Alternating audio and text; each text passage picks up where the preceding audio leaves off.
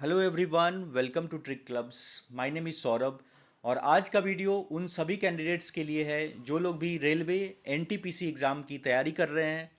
तो इस वीडियो में आप लोगों को इस एग्ज़ाम का पैटर्न, एग्ज़ाम का सिलेबस क्या रहेगा, कितने नंबर का कौन सा सब्जेक्ट से क्वेश्चन पूछा जाएगा, इसके अलावा सबसे इम्पोर्टेंट कि इस एग्ज़ाम की कम से कम समय में कैसे तैयारी करें, तो इन सभी बातों पे डिस्कस करेंगे। तो आप लोग देख ही लिए होंगे, ये नोटिस एक दो दिन पहले ही आया हुआ है और यहाँ पे है सेंट्रल एम्प्लॉयमेंट नोटिस 5/2024। ये जो नोटिस एम्प्लॉयमेंट था वो ग्रेजुएट लेवल वाले के लिए था और इसका जो टेंटेटिव डेट ऑफ एग्जामिनेशन आ चुका है। तो मोस्टली इसी पे एग्ज़ाम आपका होने का चांसेस रहता है टेंटेटिव पे। तो 5 जून से लेके 23 जून, यानी 15 दिन आपका एग्ज़ाम चलेगा। तो अगर आप देख लीजिए तो समय बहुत कम बचा हुआ है, लगभग आपका 20 दिन से लेके, अगर आपका पहले एग्ज़ाम हो जाता है 5 वाले में, तो 20-22 दिन से लेके और एक सवा महीने का आपको समय बचा हुआ है। तो उसी में आपको इसकी तैयारी करनी है। और सिटी इंटीमेशन वगैरह है वो 10 दिन पहले आपको बता दिया जाता है कि आपका किस सिटी में एग्ज़ाम वगैरह पड़ा, वो आपको सिटी उसी की वेबसाइट से पता चलेगा, जो रेलवे का जो वेबसाइट है। बाकी मैं जब भी आएगा सिटी वगैरह तो वो तो बता ही दूंगा। तो वो 10 दिन पहले आपको पता चल जाता है। इसके अलावा जो आपका पर्टिकुलर किस स्कूल कॉलेज में सेंटर पड़ा है वो चीज़ 4 दिन पहले आपको पता चल पाता है। जैसे आपका मान लीजिए कि भोपाल में सिटी, तो पहले सिटी बता देगा और पर्टिकुलर किस स्कूल या कॉलेज में पड़ा हुआ है तो वो चीज़ आपको 4 दिन पहले वहाँ पे पता चल जाएगा। अब आते हैं मेन चीज़, इसका सिलेबस और पैटर्न के बारे में। तो ये देख लीजिए, उनका जो डिटेल्ड एडवर्टीजमेंट है इसी में सब चीज़ें लिखा हुआ है, सिलेबस पैटर्न। तो वो भी मैं आपको एक एक करके बता दे रहा हूँ। तो यहाँ पे देख लीजिए, जो एग्ज़ाम होगा वो आपका ऑनलाइन एग्ज़ाम होगा, कंप्यूटर बेस्ड टेस्ट होता है। तो CBT 1 जो है, टोटल इसमें आपका यहाँ पे देख लीजिए 100 क्वेश्चन पूछा जाएगा आपको और 90 मिनट का समय दिया जाएगा, यानी 1.5 घंटे का समय रहेगा। जिसमें से आपका 40 क्वेश्चन जो रहेगा वो जनरल अवेयरनेस से, 30 क्वेश्चन आपका मैथ से पूछा जाएगा और 30 question general intelligence and reasoning से पूछा जाएगा। और इसमें आपका 1/3 निगेटिव मार्किंग रहेगा। तो आप एक चीज़ देख लीजिए, यहाँ पे क्लियर लिखा गया है 1 नंबर का हर एक क्वेश्चन रहेगा। तो 100 क्वेश्चन यानी 100 नंबर का पेपर रहेगा। और इसमें आपका हर एक क्वेश्चन गलती कीजिएगा तो 0.33 निगेटिव मार्क, मतलब कि 1/3 इसमें आपका निगेटिव मार्क रहेगा। और जो फर्स्ट स्टेज में जो भी कैंडिडेट सेलेक्ट होते हैं तो उसका लगभग 15 गुना कैंडिडेट को सेकेंड स्टेज में बुलाया जाता है। और इसमें क्या होता है कि नॉर्मलाइजेशन होता है, क्योंकि एग्ज़ाम जो होता है यहाँ पे मल्टीपल शिफ्ट में एग्ज़ाम होता है। तो जो भी आपका नॉर्मलाइज स्कोर होगा उसी के बेसिस पे आपका फाइनल मेरिट बनेगा और उसमें और आपको सेकेंड स्टेज में बुलाया जाएगा। नॉर्मलाइजेशन आपको पता ही होगा कि अगर आपका टफ शिफ्ट में पेपर पर एग्ज़ाम होता है तो आपका नंबर वहाँ पे बढ़ता है। अगर इजी शिफ्ट में है तो वहाँ पे थोड़ा बहुत नंबर मतलब बढ़ता ज़्यादा तो नहीं है, एक आध नंबर कम भी सकता है अगर बहुत हार्ड में आपका पड़ गया तो। अब ये वाला कंप्लीट सिलेबस है। तो एग्ज़ाम आपको पता ही है कि मल्टीपल चॉइस एग्ज़ाम होता है, मतलब कि MCQ में मल्टीपल चॉइस क्वेश्चन रहेंगे, 4 ऑप्शन रहते हैं वहाँ पे। तो या चार तो यहाँ पे देख लीजिए कि सबसे पहले जो है मैथ्स का जो सिलेबस दिया गया है। तो मैथ्स में आपका ये सब जो आपका जो सेक्शन है वो क्वांट वाला जो है, और नंबर सिस्टम हो गया, डेसिमल हो गया, फ्रैक्शन से रहेगा questions, LCM HCF ratio and proportion, percentage, और फिर आपका टाइम एंड वर्क हो गया, टाइम एंड डिस्टेंस हो गया, simple and interest and compound interest, profit and loss. तो ये सब जो आपका जो मेन मेन है वो क्वांट का। फिर जो एडवांस मैथ्स में आता है, जो इसमें अलजेब्रा हो गया, ज्योमेट्री हो गया, आपका ट्रिगोमेट्री हो गया, स्टैटिक्स हो गया, मीन मीडियन मोड वाला जो ये सब बेसिक बेसिक क्वेश्चन हर बार पूछा जाता है, इम्पेरिकल फार्मूला वगैरह, ये इस तरह के क्वेश्चंस, स्टैंडर्ड डेविएशंस, ये सब टाइप के क्वेश्चंस उसमें पूछे जाते हैं। इसके अलावा मेंसुरेशन हो गया। तो ये जो देखिए मेंसुरेशन, ट्रिगोमेट्री, अलजेब्रा, ज्योमेट्री, तो ये सब आपका एडवांस मैथ्स का सेक्शन है। नेक्स्ट है यहाँ पे जनरल इंटेलिजेंस एंड रीजनिंग में। तो एनालॉगी है, complexion of number and alphabetical series होता है वहाँ पे, जैसे ABCDEF।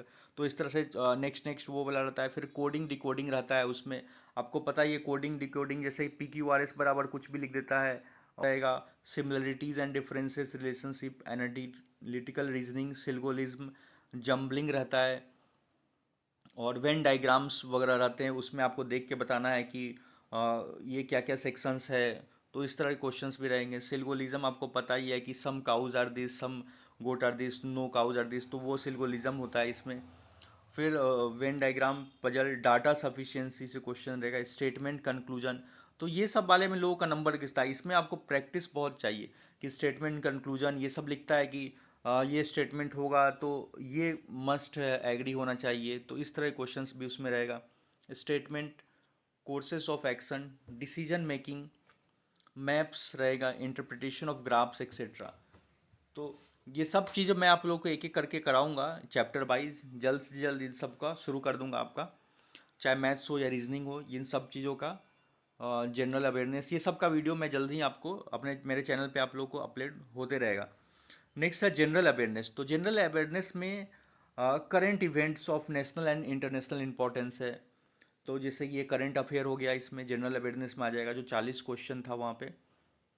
गेम्स है, स्पोर्ट्स, तो ये सबसे कुछ भी आपसे पूछ सकता है। जैसे आईपीएल चल रहा है, उसमें वो सबसे रिलेटेड कुछ क्वेश्चन हो जाएगा। क्रिकेट हो गया, और भी मतलब क्रिकेट तो है ही, आईपीएल, उसके अलावा जो भी हो रहा है, जो अलग अलग जो इवेंट्स गेम्स हुआ है, उन सब में अवार्ड्स वगैरह किसको मिला हो गया है, वो सब चीज़ें पूछता है। लिटरेचर, मोन्यूमेंट्स हो गया, प्लेसेस ऑफ इंडिया। और फिर जनरल साइंस, तो यहाँ वाला पोर्शन से भी आपका क्वेश्चन रहेगा, जिसमें आपको up to 10th CBSE clear लिख रखा है। तो मेन क्या करना है आपको, 9th और 10th का, क्लास 9th और क्लास 10th का जो भी एनसीईआरटी का साइंस का बुक है उसको अच्छे से कर लेना है। अब इतना समय तो नहीं है, लेकिन अगर आप पढ़े हुए हैं पहले से तो उसको शॉर्ट में एक बार रिवाइज कर लीजिए, मेन मेन चीज़ों को। एनसीईआरटी का साइंस का जो बुक है, जिसमें आपका तीनों आ जाता है, फिजिक्स, केमिस्ट्री, बायो, तो उसको आप रिवाइज कर लीजिए। बाकी history of India, freedom struggle, जो मॉडर्न हिस्ट्री है तो उसको अच्छे से आप पढ़ लीजिए। हिस्ट्री ऑफ इंडिया में मॉडर्न हिस्ट्री आपको ज़्यादा पढ़ना है, फ्रीडम स्ट्रगल, क्योंकि एंशियंट मेडिवल से क्वेश्चन कम ही रहेंगे, मॉडर्न से ज़्यादा रहते हैं। Physical, social and economic geography of India and world, तो ज्योग्राफी से भी क्वेश्चंस रहेगा, हिस्ट्री से भी रहेगा, और पॉलिटी भी यहाँ पे लिख ही दिया। तो ये सबसे थोड़ा थोड़ा बेसिक क्वेश्चंस, वो सब चीज़ें आप देख लीजिएगा। वो हालांकि मैं प्रीवियस ईयर क्वेश्चंस वगैरह वो सब कराऊंगा, तो आपको पता चल जाएगा कि क्या क्या पूछा गया है। और पॉलिटी वगैरह से बेसिक जो है, फिर ये सब जो वर्ल्ड ऑर्गेनाइजेशंस हो गया, इनका हेड क्वार्टर्स वगैरह कहाँ पे है, तो ये सब हो गया, ये सब भी देखना है आपको। Nuclear programme of India, environmental issues concerning India and world at large, basics of computers से भी क्वेश्चंस रहेंगे, थोड़े बहुत बेसिक्स, कंप्यूटर एप्लीकेशंस, कुछ फुल फॉर्म भी पूछ लेता है इसका, कॉमन एब्रीविएशंस क्या होगा। Transport systems in India, Indian economy से क्वेश्चन है। Famous personalities of India and world, flagship government programmes, flora and fauna of India, important government and public sector organisations of India, etcetera. तो ये सब चीज़ें तो इसमें हो गया। अब इसमें क्या है कि ये सब सब्जेक्ट्स का आपको तैयारी कैसे करना हो। तो मान लीजिए कि आप किसी भी एग्ज़ाम्स की तैयारी कर रहे होंगे, जैसे एसएससी हो गया, तो लेवल इनका लगभग लगभग एसएससी से, मतलब आप सीजीएल का जो प्री होता है तो उससे मिलता जुलता मान सकते हैं। या और भी कोई भी आप एग्ज़ाम दे रहे हैं, दिल्ली पुलिस, एसआई वगैरह का, ये सब जो बेसिक जो एसएससी का लेवल अगर आप कर रखे हुए हैं, मेंस वगैरह दे रखे हैं, तब तो सीजीएल का तो उसकी तैयारी कर रखे हैं, तब तो बहुत अच्छा है आपके लिए, ये सब चैप्टर्स आप आसानी से वहाँ पढ़ लेंगे। लेकिन मैथ्स का तो आप उसको रिवाइज करते रहिए, बाकी मैं वीडियो डालते ही रहूँगा, तो उससे आपको आइडिया लगते ही रहेगा कि क्वेश्चंस किस तरह से आ रहा है। इसके अलावा रीजनिंग वगैरह में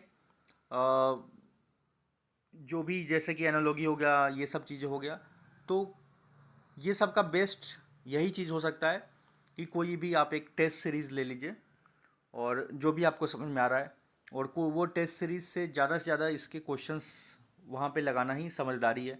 और मान लीजिए कि कोई एक पर्टिकुलर चैप्टर, जो कोई पर्टिकुलर में आपको ज़्यादा दिक्कत हो रहा है, जैसे वेन डायग्राम हो गया या कोई चीज़ में दिक्कत हो रहा है, तो उस पर्टिकुलर को कोई भी बुक हो गया, उससे आप प्रैक्टिस कर सकते हैं जो आपको ठीक लग रहा है। और ये सब कुछ भी डेटा स्टेटमेंट, कंक्लूजन, जो भी चीज़ लग रहा है उसमें अगर ज़्यादा डाउट हो रहा है तब भी बुक से, और नहीं तो सबसे बेस्ट है कि प्रीवियस ईयर क्वेश्चन और टेस्ट सीरीज, तो आप ये सब चीज़ों के लिए लगाते रहिए, वो बहुत हेल्पफुल रहेगा लास्ट टाइम में आपके लिए। नेक्स्ट है जनरल अवेयरनेस। तो जनरल अवेयरनेस और करंट अफेयर्स वगैरह में आप यही कर सकते हैं कि अगर आप एक साल का पिछला जो करंट अफेयर्स है उसको अच्छे से कर लीजिए। और उसके लिए आप क्या कर सकते हैं, या तो वन शॉट वीडियो देख सकते हैं, दूसरा है क्या कि कोई जो साल भर की जो बुक आती है, कोई भी जो करंट अफेयर्स की एक साल वाली बुक आती है जिसमें वन लाइनर ये सब टाइप के भी जो क्वेश्चंस होते हैं, तो वो सब आप देख लीजिए। और इसके अलावा मॉन्यूमेंट्स प्लेसेस ऑफ इंडिया ये सब चीज़ तो है ही। और मेन चीज़ आपको बता दिया कि जो साइंस की जो बुक है, तो उससे आप एनसीईआरटी को तो आप पढ़ते ही हैं, तो वो सबसे पढ़ सकते हैं। और इसके अलावा जो उसके भी वन लाइनर क्वेश्चंस वगैरह कैसे पूछे गए हैं, तो वो आपको आइडिया लग जाएगा कि प्रीवियस ईयर क्वेश्चंस या वो सब आप कहीं से भी लगाइएगा, टेस्ट सीरीज दीजिएगा, तो यहाँ से आपको पता चल जाएगा किस तरह का क्वेश्चंस पूछा गया हुआ है साइंस वगैरह में, तो उसी बेसिस पे आपको तैयारी करना है। अब होता क्या है कि मैथ्स वाले सेक्शंस में ज़्यादा लोग क्वेश्चंस कर लेते हैं, और उसमें भी कुछ कुछ जगहों पे गलती लोग करते हैं। नंबर लोगों का ज़्यादा कटता कहाँ पे, तो इधर वाले में, जैसे कि अब मैथ्स में अगर मान लीजिए कि आंसर निकल रहा है, तब तो आपका ये सब चीज़ में तो सब सही है, लेकिन नंबर आपका कटता है इन सेक्शन में, जनरल अवेयरनेस में, ये दो सेक्शन हो गया। और इसमें खास करके ये सब जो टॉपिक्स दिया हुआ है, तो ये सब चीज़ों को आपको ध्यान से ज़्यादा प्रैक्टिस करना पड़ेगा। और क्योंकि आपको लग रहा है कि वो कंक्लूजन सही है, लेकिन वहाँ पे नहीं रहेगा, तो वो सब चीज़ें कब आएगी, जब आप प्रैक्टिस ज़्यादा से ज़्यादा कीजिएगा, टेस्ट सीरीज ज़्यादा दीजिएगा। जनरल अवेयरनेस वगैरह में भी यही चीज़ें है कि सिलेबस इसमें बहुत ज़्यादा ब्रॉड है, मतलब कि पूरा करंट अफेयर्स है, और ये सब चीज़ें, तो इसमें भी कुछ भी आ सकता है। तो ये सब जितना टॉपिक दिया हुआ है इसका प्रिंट आउट ले लीजिए, इस टॉपिक को सर्च करके आप बाकी तो तैयारी करते रहिए। और और जो भी होगा वो सब चीज़ तो मैं कराते ही रहूँगा। नेक्स्ट है आपका सेकेंड स्टेज। तो जैसे ही आप फर्स्ट स्टेज में शॉर्ट लिस्ट होइएगा, तो सेकेंड स्टेज में आपको क्लियर लिख रखा है यहाँ पे 15 गुना कैंडिडेट्स को हम बुलाते हैं। सेकेंड स्टेज में भी वही रहेगा जो CBT 2 होगा, तो उसमें भी सिलेबस लगभग आपका वही है, बस क्वेश्चन का नंबर बढ़ा दिया गया। पहले आप देखे थे 100 क्वेश्चन था, अब यहाँ पे कितना आ गया, 120 क्वेश्चन हो गया। इसमें 35 हो गया, और 35 इसमें हो गया, और 50 इसमें कर दिया गया। तो वही है, 5 इसमें बढ़ाया गया और 5 इसमें, यानी 10 बढ़ गया, और 10 नंबर इसमें बढ़ा दिया गया। वहाँ 40 था, तो 10 क्वेश्चन इसमें बढ़ गया, तो मतलब 20 बढ़ गया, तो यहाँ 20 क्वेश्चन बढ़ गया। एग्ज़ाम ड्यूरेशन इन मिनट्स, तो 90 मिनट, यानी समय 90 मिनट का ही मिलेगा। तो इन सब में मेन मायने यही रखता है कि आपका स्पीड अच्छा होना चाहिए। स्पीड नहीं रहेगा, क्वेश्चन आता हुआ वहाँ पे छूट जाएगा। और स्पीड अच्छा आने के लिए सबसे बेस्ट वही है, आप टेस्ट सीरीज ज़्यादा से ज़्यादा लगाइए। और इसमें भी वही चीज़ लिखा गया है कि आपको 1/3 यहाँ पे भी CBT उसमें निगेटिव मार्किंग रहेगा। और मैथ्स में देख लीजिए, लगभग सेम सिलेबस है, वही सब टॉपिक है, वही सब चैप्टर है, क्वेश्चंस रहेगा, बस थोड़ा बहुत लेवल इसको बढ़ा दिया जाता है यहाँ पे। और जो रीजनिंग वगैरह में भी वही है, इसमें कुछ भी चेंज नहीं किया गया। यहाँ पे भी देख लीजिए, टोटल वही सब चीज़ें यहाँ पे भी लिखा गया है। लगभग 8 गुना कैंडिडेट्स को बुलाया जाता है, और जिसको हम लोग बोलते हैं साइको टेस्ट होता है, CBAT, computer based aptitude test. तो उसमें भी क्या क्या है, वो किन को देना है, वो सब चीज़ मैं आपको बता देता हूँ। तो सबसे पहले ये देख लीजिए, देखिए, candidates equal to 8 times the number of vacancies of a station master for each of the communities. मतलब साइको टेस्ट सभी के लिए नहीं होता है, और किसके लिए कौन सा टेस्ट होता है वो सब मैं आपको बता दे रहा हूँ। पॉइंट देख लीजिए, स्टेजेज ऑफ एग्जामिनेशन, इससे आपको सब चीज़ पता चल जाएगा। There shall be 2 stages, computer based followed by a computer based aptitude test, जिसको हम साइको टेस्ट भी बोलते हैं, या typing skill test, variable application. तो सबसे देखिए यहाँ पे computer based aptitude test for station master, यानी जो साइको टेस्ट होगा वो सिर्फ स्टेशन मास्टर के लिए होगा, CBAT। आप किसका प्रेफरेंस भरे होंगे, तो उसी के अकॉर्डिंग आपका जो ये रहेगा। नेक्स्ट है आपका typing test. Typing skill test किन के लिए होगा, तो senior clerk cum typist, junior account assistant cum typist. तो आप जिस अकॉर्डिंग प्रेफरेंस आपका रखे होंगे, अगर मान लीजिए कि आपको यही अलॉट होता है, फर्स्ट वाला ही, और आपका फर्स्ट प्रेफरेंस भी यही था, यही आपको दिया गया, तो फिर आपको टाइपिंग टेस्ट के लिए भी प्रैक्टिस करना पड़ेगा। और आपका फर्स्ट मान लीजिए स्टेशन मास्टर का था, और उसी के अकॉर्डिंग आपका नंबर भी आ गया, तो वो अलॉट कर दिया गया, मतलब उसी को, तो फिर आपका साइको टेस्ट में आपको बुलाया जाएगा। नेक्स्ट है थर्ड वाला पॉइंट, देखिए, फॉर गुड्स, ये वाला, for goods train manager, senior commercial cum ticket supervisor, there shall be 2 stages, CBT followed by document verification and medical examination. तो ये सब पोस्ट के लिए जैसे कि गुड्स ट्रेन मैनेजर हो गया, senior commercial cum ticket supervisor, and there shall be, वहाँ पे बस आपका प्री होगा जो हम CBT 1 बोल रहे हैं, और फिर आपका CBT 2 होगा। CBT 2 में आप अच्छा से अच्छा स्कोर लाइएगा तो डायरेक्ट आपको पहले डॉक्यूमेंट वेरिफिकेशन के लिए बुलाया जाता है, और फिर वहीं से जैसे डॉक्यूमेंट वेरिफिकेशन हो जाता है तो आपको फिर मेडिकल के लिए भेज देता है। क्योंकि मेरे केस में जैसे मेरा जो हुआ था ALP का 2018 वाले में, तो मेरा जैसे डॉक्यूमेंट वेरिफिकेशन हुआ था और सेम डे उसके मतलब कि वहाँ पे डॉक्यूमेंट वेरिफिकेशन RRB भोपाल में हुआ, और उसी दिन मुझे मेडिकल के लिए वहाँ से भेज दिया गया था। मतलब नेक्स्ट डे मेडिकल हुआ था रतलाम में। तो वही रहता है, तो आपका पहले डॉक्यूमेंट वेरिफिकेशन होता है, फिर आपको मेडिकल के लिए होता बताया जाता है। वो सब चीज़ें मैं आपको आगे भी बता दूंगा, ये सब चीज़ का क्या प्रोसेस रहेगा। तो आपको ये सब समझ में आ गया होगा कि आपको क्या क्या इसमें यहाँ पे देना है। सो स्टेशन मास्टर के लिए बस साइको और टाइपिंग वाले ये सब पोस्ट का अगर दिए होंगे प्रेफरेंस, आप फॉर्म भरेंगे वो चेक कर लीजिएगा। और ये सब चीज़ के लिए डायरेक्ट यहाँ पे है। अब अब एक चीज़ समझ लीजिए कि जो CBT 1 होगा आपका, इसका मार्क्स आपका ऐड नहीं होगा कहीं भी सिलेक्शन में, जो फाइनल मेरिट में। ये बस आपका एक तरह से CBT 2 में जाने के लिए है। तो अब ये नहीं कि आपका 40% पे ही आपका सिलेक्शन हो जाएगा CBT 2 के लिए, तो उसके लिए आपको CBT 1 में अच्छा से अच्छा स्कोर करना पड़ेगा। क्योंकि जितना फॉर्म भरा गया उसका 15 गुना कैंडिडेट्स को ही बुलाया जाएगा CBT 2 के लिए। तो आपको CBT 1 में भी अच्छा स्कोर करना पड़ेगा। इसके अलावा जो CBT 2 होता है, जो कंप्यूटर बेस्ड सेकेंड वाला होगा CBT 2, तो इसका 70%, इसका 70% और 30% आपका कहाँ से नंबर लिया जाता है, साइको टेस्ट का, जो कंप्यूटर बेस्ड जो उसमें अलग अलग बैटरीज में एग्ज़ाम होता है, तो 30% वहाँ से, और फिर वहाँ पे मेरिट बनाया जाता है, फाइनल मेरिट बनता है डॉक्यूमेंट वेरिफिकेशन के लिए। आप ऐसे समझ लीजिए सिंपल लैंग्वेज में कि अगर मान लेते हैं कि 120 नंबर का वो एग्ज़ाम हुआ CBT 2 का, तो 120 में आपका आ गया लगभग 100 नंबर आप आ गया, तो 100 का 70% क्या होगा, 70 नंबर। तो जितना भी नंबर आएगा उसका 70% आपका यहाँ से लिया जाएगा।